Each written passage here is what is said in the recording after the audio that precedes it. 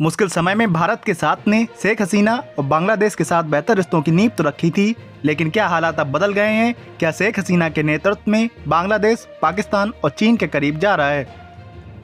22 जुलाई को ही पाकिस्तानी प्रधानमंत्री इमरान खान ने बांग्लादेश की प्रधानमंत्री शेख हसीना को फोन पर बात की और हाल के दिनों में बांग्लादेश के अरबों डॉलर के प्रोजेक्ट्स चीन को भी मिले हैं और चीन ने बांग्लादेश के माल को कई तरह के करों से छूट देकर दोनों देशों के साझा व्यापार को भी काफी बढ़ाया है।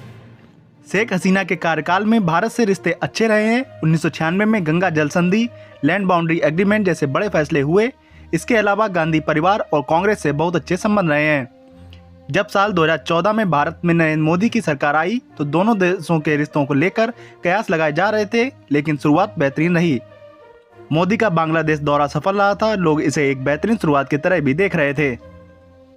जेएनयू प्रोफेसर संजय भारद्वाज बताते हैं कि पिछले 10 से 12 सालों में भारत और बांग्लादेश के बीच रिश्ते बहुत अच्छे रहे हैं। दोनों देश एक दूसरे के लिए जो भी कर सकते थे उन्होंने किया। जमीन विवाद, व्यापार को लेकर फैसले और सुरक्षा से जुड़े फैसले उन्होंने सब किए। लेकिन जानकार ये भी मानते हैं कि हाल के समय में रिश्तों में थोड़ी कड़वाहट जरूर दिखी है। मोदी सरकार के हिंदुत्व की राजनीति और हाल में पास हुए नागरिकता संशोधन अधिनियम ने बांग्लादेश के लोगों में के मन में भारत की छवि को नुकसान पहुंचाया है। भारत की नीतियों को कई लोग मुस्लिम विरोधी भी देखने लगे हैं।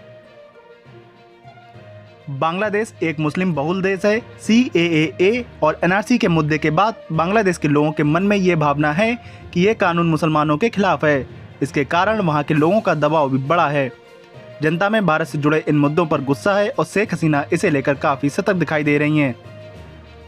हालांकि बांग्लादेश से जुड़े मामलों की जानकार वीणा सीकरी की राय इससे अलग है। वह कहती हैं, मुझे नहीं लगता है कि CAA को लेकर बांग्लादेश में ऐसी कोई भावना है या कुछ राजनीतिक ताकतों की कोशिश ऐसी भावनाओं को भड़काने की होती है। भारत में भी ऐसा ही है। भारत ने अपनी ओर से यह समझाया है कि इसका संबंध भारत या बांग्लादेश में रहने वाले मुसलमानों से नहीं है और मुझे यकीन है कि वह भी ये बात समझते हैं। भारत बांग्लादेश के लिए राजनीतिक स्थिरता, व्यापार, आर्थिक विकास के नज़रिए से बहुत ज़रूरी है, लेकिन चीन बहुत बड़े निवेश का भी ऑफर दे रहा है। शेख हसीना चीन के निवेश को एक मौके की तरह देख रही हैं और भारद्वाज कहते हैं कि हसीना उन मौके को छोड़ना भी नहीं चाहती हैं। इसके अलावा वहाँ के युवा भी विकास चाहते हैं। उन्हें लगता है कि जो भी देश विकास में मदद करता है उसका साथ देना चाहिए। रोहिंग्या के मसले पर भी चीन ने भारत के मुकाबले बढ़त ले ली तो शेख हसीना को एक विकल्प दिखाई भी दे रहा है।